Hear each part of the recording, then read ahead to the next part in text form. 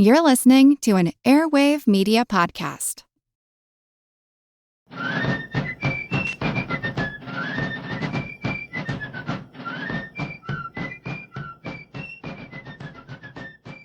Hello, and thank you for joining the American Revolution. This week, episode 321, Blue Licks and Fort Henry. In the summer of 1782, most of the country seemed to believe that the war was over, that they were just awaiting the final peace terms from Paris. The terms of a final peace, however, might be impacted by what was happening in America. A matter of particular contention was the land between the Appalachian Mountains and the Mississippi River. Many Loyalists and their Indian allies hoped to keep the Americans from claiming all of this land. Britain had allocated much of this area to Quebec before the war, and they hoped that that would remain the case and it would remain British territory after the war. One Loyalist still fighting for this outcome was Captain William Caldwell. The Irish immigrant had moved to America and settled on the frontier in 1773. Almost as soon as he arrived, he was introduced to the violence in America when the fighting began in what became known as Lord Dunmore's War. Caldwell received a commission as captain. He stuck with the royal governor in an effort to hold the Norfolk area in early 1776 after the Revolution had begun. Caldwell was wounded in that fighting. When the Loyalists were defeated, he had to be evacuated by sea. After his recovery, Caldwell traveled to Fort Niagara in upstate New York, where he received a captain's commission in the Loyalist regiment Butler's Rangers. There he gained a reputation as an active leader in some of the brutal fighting that took place against the Patriots. He also fought alongside and often led Indian warriors who backed British interests there. Among other things, Caldwell was part of the 1778 raid, where Loyalists and Patriots fought over the region that is today northeastern Pennsylvania. He played some role in the Wyoming Valley Massacre, in which captured Patriots were tortured and massacred by the Loyalists and their Indian allies. Later that year, Caldwell was part of a group of 50 Rangers who were sent west to support Detroit. For the next few years, Caldwell would move to various frontier outposts as needed. In June of 1782, following the Nadenhooten Massacre in what is today Ohio, Caldwell combined a small force of Butler's Rangers with Indian allies to confront the Patriot expedition led by William Crawford from Fort Pitt into Ohio Territory. This led to the withdrawal of the Americans back to Fort Pitt and the capture and torturous death of Colonel Crawford and many other American militia. Went over this in detail in episode 313. Now, following that victory in Ohio against Pennsylvania militia, Crawford hoped to extend British control in the West, supported by his Indian allies, by moving south into what is today Kentucky. It's not clear how large a force it was, and I've read differing accounts that put the number anywhere between 200 and 600. I think the truth is pretty close to the middle, probably a force of between 300 and 400 men. In August, Caldwell led a force across the Ohio River into Kentucky. He led a company of Butler's Rangers, along with a larger group of warriors from the Delaware, Huron, Shawnee, and other tribes. Simon Girty, who I've mentioned before as a well-known Loyalist fighter, was also with Caldwell at this time. The force surrounded an outpost called Bryan's Station on August 16th. The locals took shelter there behind the stockade walls. Now, the attackers attempted to draw out the garrison by sending forward a relatively small force under Simon Girty. They hoped the defenders would rush out to attack and then fall into an ambush, but the fort spotted Indians hiding nearby and refused to come out from behind the fort walls. The attackers tried to rush the fort, but only took casualties. At the same time, the defenders had to watch as the surrounding force destroyed their crops and livestock. The attackers lost about 30 men, while those inside the fort lost 4. The defenders did manage to get 2 men out of the fort to ride for militia support. Militia Colonel John Todd gathered a force of about 200 men who rode immediately to break the siege of Bryan's Station. When Caldwell received word that the militia was on its way, he abandoned the attack on Bryan's Station and withdrew back toward the Ohio River. The militia in this region were experienced Indian fighters. Many of them had moved to the region in the 1760s. The Iroquois had sold the land to speculators. The Shawnee, who actually lived there, did not recognize this sale by the Iroquois, and this led to years of violent attacks and retaliation. One of the more notable men in this fight was a frontiersman named Daniel Boone. Born in Pennsylvania, his family had moved to North Carolina, and Boone made his way west as a young man. He served as a teamster in the Braddock Campaign in 1755, along with his cousin Daniel Morgan. He returned home to participate in the Cherokee Wars. In the mid-1760s, Boone explored parts of Florida with the intent of moving there. Eventually, however, he moved into what is today Kentucky. Boone made a living as a hunter and trapper. Like everyone else in the region, he regularly fought with Indians, losing several family members. Boone himself was taken prisoner by the Shawnee for a time. He also regularly negotiated with the Indians, trying to buy or establish land claims that he could sell to other settlers. By 1782, Boone was a community leader. He had even represented Kentucky in the Virginia legislature the year before. At any time, however, Boone knew there was a chance of an attack. He led an active company of militia that was ready to assemble and fight at any time. Boone's men heeded the call by Colonel Todd to respond to the attack on Bryan's Station. For the rest of that day and the next, Todd's militia pursued Caldwell's forces for about 40 miles. That night, August 18th, Caldwell's men camped along the Licking River at a spot called Lower Blue Licks. The area got its name from a local salt lick that attracted deer and buffalo. At sunrise on the 19th, Todd's militia spotted the enemy on the north side of the river. The militia found a ford and crossed over in pursuit. The enemy was hidden, but believed to hold a position on the high ground above them. Todd divided his force into 3 columns.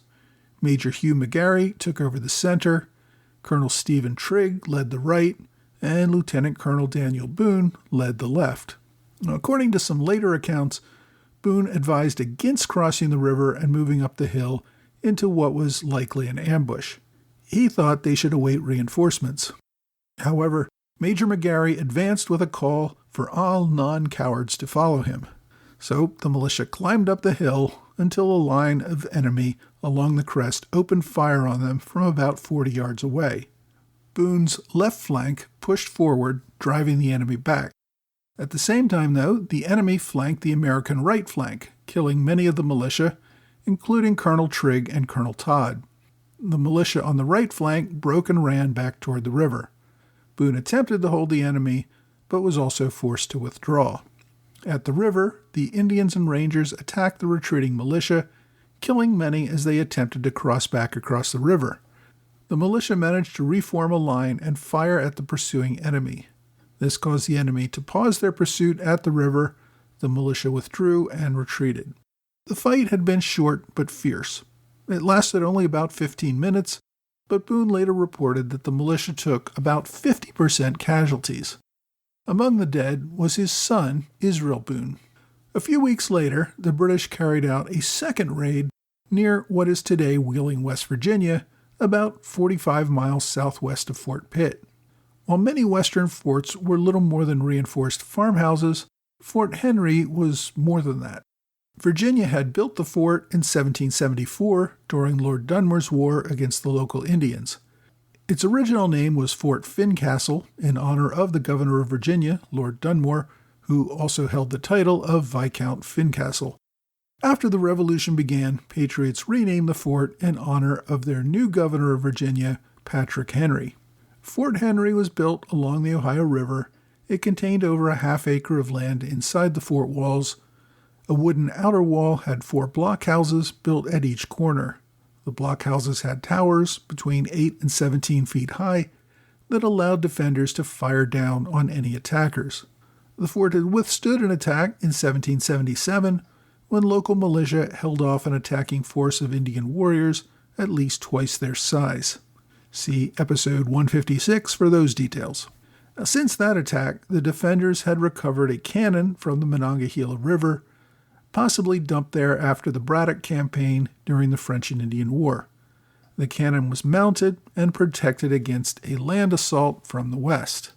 About 60 yards outside the fort was a large reinforced house that belonged to a man named Ebenezer Zane. Although he was aware of the approaching enemy, most of Zane's family remained in the house. It was situated in a way that would allow an effective crossfire between the house and Fort Henry. It's also likely that Zane wanted to remain there to defend his home from being burned by the attackers. The Zanes were a prominent family in the region. One of Zane's ancestors, a Quaker named Robert Zane, had immigrated to New Jersey in 1675 and had been one of the first settlers to come to Pennsylvania with William Penn. Ebenezer was born in Western Virginia in 1747 and moved to the region around what is today Wheeling in 1769 with his brothers Jonathan and Silas. Brother Andrew and sister Betty joined them a few years later. According to one account, Zane had been taken prisoner by the Wyandot Indian tribe earlier in his life, that he saw this area during a hunting trip with his captors and decided to move there after being freed. Like other frontier families, the Zanes faced occasional Indian attacks. They fought in Lord Dunmore's War and were experienced Indian fighters by the time the Revolution began. The British commander in Detroit, Aaron de Peyster, authorized an assault force to attack Fort Henry in August of 1782. The force consisted of a company of about 50 Butler's Rangers and about 300 Indian warriors. Shortly after the force left Detroit, de Peyster received orders from London that ended all offensive military operations in America. These orders were from the North Ministry that had been sent out in early 1782, but had taken months to arrive in Detroit. They were too late for de Peyster to recall the raiding force that was already well into the Ohio. Captain Andrew Brant commanded a company of Butler's Rangers that headed the operation. Brant was a nephew of John Butler, the regimental commander. Like most Loyalist forces under Butler, Brant had been born and raised in upstate New York near Schenectady. He spent years leading raids with the Indians against settlers in the Ohio Valley. According to some accounts, Simon Girty was also with this attacking force. To me, this seems unlikely since Girty was with the force that had just attacked Blue Licks, and it doesn't seem very likely that he would have been able to find his way back to this other force in time to be part of the engagement. There are many accounts of Girty that are exaggerated in the years following the war. He kind of became the face of the enemy in the Western War, so a lot of places just place him somewhere even if there's no basis for that. It's also possible that Girty had returned in time to join up with the group. Another possibility is that it was Simon's brother, George Girty, who was with this group. In any event, the attackers arrived at the fort on the evening of September 11th. The defenders had received warning of their approach and were already inside the fort. The attacking force consisted of around 350 Loyalists and Indian warriors. In the fort were about 60 women and children, defended by about 40 local militiamen. Some sources say that there were only 20 defenders who were actual men of fighting age. After arriving, the British marched out in front of the fort, waving the British flag and demanding the fort's surrender. The defenders refused. After sundown, the Loyalists and Indians stormed the fort walls at least 3 times, only to be repulsed each time. The attackers also tried to set fire to the outer buildings, including Zane's home. A group of native warriors tried to get to the house with torches. One of Zane's slaves, a man known only as Daddy Sam, saw the Indians. He killed one, chased off the others, thus saving the home. After the sun rose the following morning, the attackers kept their distance, but also continued to fire on the fort. The defenders returned small arms fire, as well as using their cannon. Now, there's one story from that day of fighting that may be rather suspect, but it's worth mentioning. The fort garrison found itself running low on ammunition. The men had been firing almost continuously, while the women molded musket balls from melted lead. Now, Betty Zane knew that her brother Ebenezer had extra powder in his home, which was, again, about 60 yards from the fort walls. Running there and back would make anyone an easy target for the attackers. Betty, however, volunteered, betting that they would not shoot an unarmed woman. She just opened up the main gate and walked out toward the house. The attackers stopped firing, stunned at the sight of a woman simply strolling out of the fort. At the house, she picked up a small barrel of powder and began carrying it back to the fort. Once the attackers saw her carrying ammunition, they opened fire. Even so, Betty managed to dash back into the fort unharmed. The firing resumed. That night, after dark, the attackers stormed the fort again, but were repulsed yet again. By the morning of the third day, Brett had concerns that a relief force was going to be on its way. So he withdrew from the fort and retreated back into Ohio. Brett considered this the end of his raiding, but some of the Indians who were with him still wanted to win. About 100 of the native warriors broke off and moved toward the northeast. There they attacked a tiny outpost known as Fort Rice. This was a pretty small reinforced blockhouse owned by David Rice that provided a defense for the 3 or 4 settler families that lived in the area in what is today western Pennsylvania, between Wheeling and Pittsburgh. The families were alerted to the approach and got inside the house before the Indians arrived. There were about 100 Indians, while there were only 6 men inside the house, along with their families. The attack lasted most of the day. One of the defenders was killed. The attackers also killed and scalped one man and his son who tried to get into the fort during the attack. A third man was wounded but did manage to get into the fort.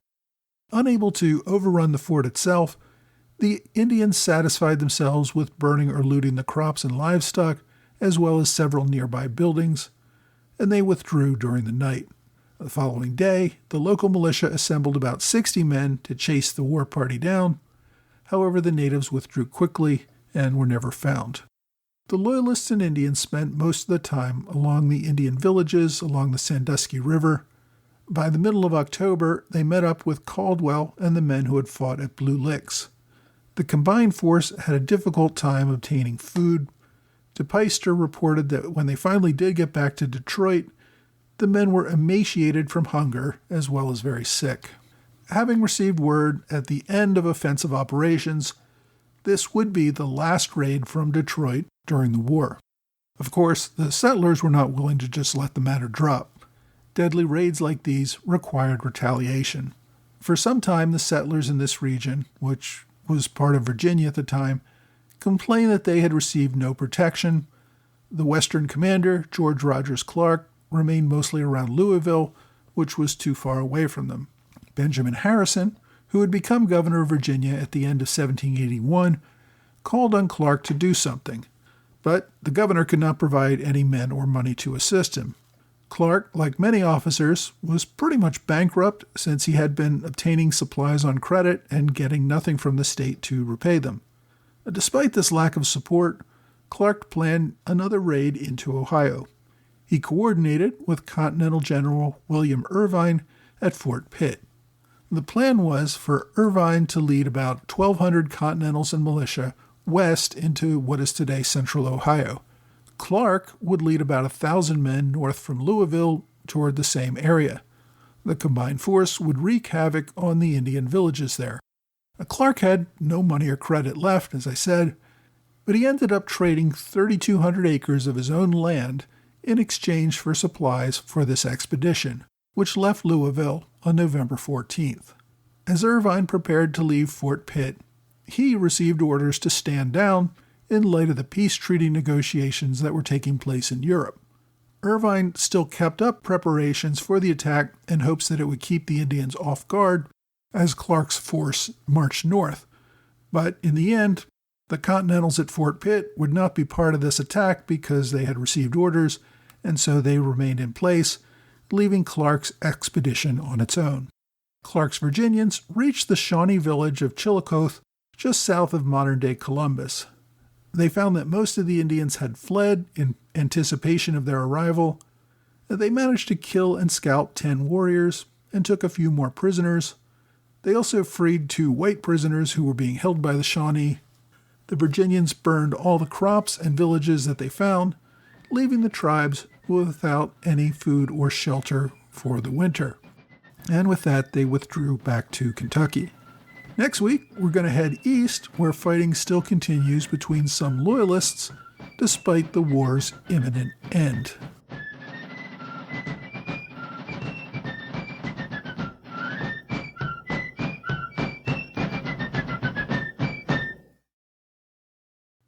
Hey, thanks for joining the American Revolution Podcast After Show, part of the Airwave Media Network. Thanks to my Patreon supporters in the Alexander Hamilton Club, George Davis, Mike Hager, John Salentano, and Michael Mulhern. Thanks to Robert Morris Circle supporters, Greg Pusak, and 10 Crucial Days. You can learn more about 10 Crucial Days, which are the 10 days when Washington crossed the Delaware and fought the battles of Trenton and Princeton, at 10crucialdays.org.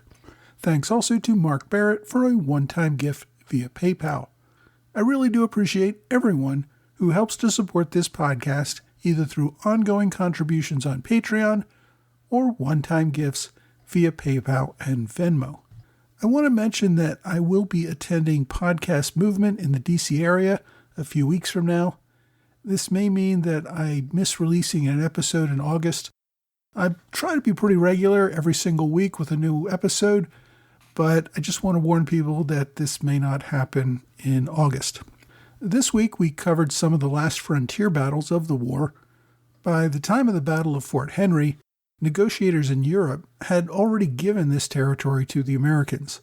The Loyalists who fought in these engagements mostly ended up settling in Canada. The Crown provided them with land grants in gratitude for their service during the war. Some of the native warriors also settled in Canada, but the bulk of these natives remained in the region. They continued to fight with the settlers as the U.S. advanced westward after the war, leading to many more battles, large and small, even after the Revolutionary War had ended. Perhaps the most famous person I discussed this week was Daniel Boone, who I mostly thought of as a frontiersman rather than a participant in the Revolutionary War. Much of Daniel Boone's modern fame probably comes from the Disney movies and miniseries that were popular in the 1960s. Boone was also the subject of many novels in the 19th century. It's interesting, though, I asked some younger people about Daniel Boone recently, and they had never heard of him, so it may be more of a generational thing. I think he's just one of those historical characters who was popular when I was a kid, but maybe not so much now. Another interesting character is Ebenezer Zane and family. They also had some fame in the early 20th century thanks to their descendant, Zane Grey, who wrote some novels about the western frontier. Grey was a descendant of the Zane family. He was born in Zanesville, Ohio, which is named after Ebenezer Zane. Ebenezer gave the land to family members who founded Zanesville. I have to admit I haven't read any Zane Grey novels.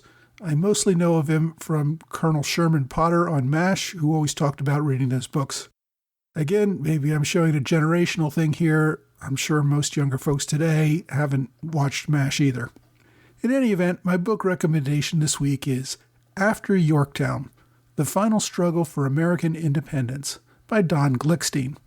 As the title suggests, the book looks at the final events of the war fought after the Battle of Yorktown. It was written about a decade ago. It doesn't appear that the author has written much else. He's worked most of his life, I guess, as a journalist. But it is a good book. If you're interested in reading more about the end of the Revolution, check out After Yorktown, The Final Struggle for American Independence by Don Glickstein.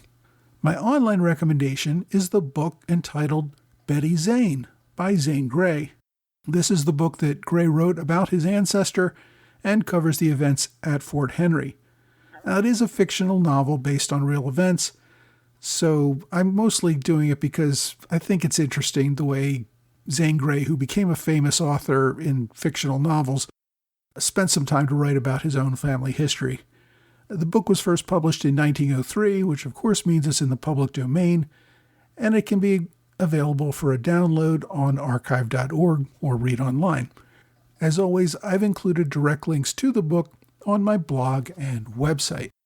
My question this week asks, do you consider George Washington to be a good man? Well, good is always a subjective term, and people may disagree on its application to any one person. I've always tried to avoid judging others, especially those who lived in a very different world than my own. So whether you think he's good or not, I guess, is subject to your own thoughts on the matter. Washington did have many attributes that I would consider good. He came from a relatively small and not particularly wealthy Virginia family, but he rose to much greater prominence over his lifetime. He gained much of his wealth and prominence by marrying a wealthy widow and inheriting it. But at the time, many wealthy planters simply sat back and enjoyed life. Washington took an active role, finding new and better ways to make his plantations more productive, investing heavily in western lands, through public service, both in the militia and elected office. His prominence came mostly from his very successful military and political careers, but he worked very hard at both and succeeded as a result. That, of course, is why we remember him today, and the fact that he changed the world in such an amazing way makes him a great man. None of that, though, necessarily makes him a good man. He had a reputation for being extremely well-mannered, well-dressed, and well-groomed. He didn't fight, he didn't drink to excess, he didn't gamble to excess, well, at least not beyond land speculation. So he didn't seem to have really obvious vices. Some have accused him of womanizing. He clearly did like to dance with women who were not his wife, but there's really no solid evidence that he ever cheated on his wife. If he did, he was very discreet about it. He was always very close to his wife throughout their lives. He raised 2 stepchildren with great love and affection. He did not seem to get along well with his mother, who could at times be a public embarrassment to him, but he did try to make sure that she had a modestly comfortable life. To me, this makes him an honorable man, a responsible man, but again, does it make him a good man? I don't know. Washington was also a product of his time. He grew up before the Republican era of equality took hold. There were very clear class lines in Virginia as he grew up and even as an adult. He climbed to the top of the upper class, and he was noted for treating his inferiors with condescension. This was considered very proper behavior at the time. You did not treat your economic and social inferiors as equals, but you were still fair to them. This, I suppose, made Washington an honorable man because he acted in a way that would be good to his personal honor. Washington, of course, also owned slaves. Many would argue today that a good man would not try to own others, but for me that's judging him by modern standards. During most of his life, slave ownership was expected for most men of property.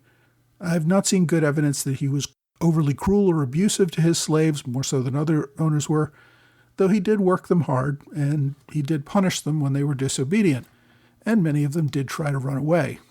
I'll leave it to others to judge whether the mere fact of slave ownership makes someone a bad man, even in the context of their own time. As I said, I don't see a fair way for me in my world to judge another person in a different world that was living under a very different set of circumstances. As a general, Washington had to approve punishments of soldiers who tried to desert or commit other infractions. Sometimes these included executions of his own men. They could include public lashings or other punishments that we might consider horrific today. Again, though, this is quite normal with the standards of the day. Washington did develop a reputation of honesty and integrity, as well as self-sacrifice. He dedicated much of his life to public service, often without pay. He provided an invaluable service to his country, both as a military commander and later as president. For me, all of this makes him a great man. He certainly had a significant impact on the course of history. But again, whether this makes him good despite his flaws is really not for me to judge. I can say that even putting aside his fame and fortune, I would have been honored to have someone like him as a friend, family member, neighbor, or colleague. Maybe not so much as a boss.